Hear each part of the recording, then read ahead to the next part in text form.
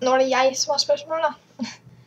Lurte på, synes du at jeg skal lage video som jeg skal ha på bloggen? En sånn innlegg. Det er litt vanskelig å velge. En kommentar. Det, ikke sant? Så kan jeg få vite det da. Og det meste innen... skal vi se... Hva blir det? Den 1. mars da. Da skal jeg se om jeg skal se hvor mange kommentarer jeg har fått, så kan jeg finne ut hva jeg skal ta da. Men helst kommenterer du da.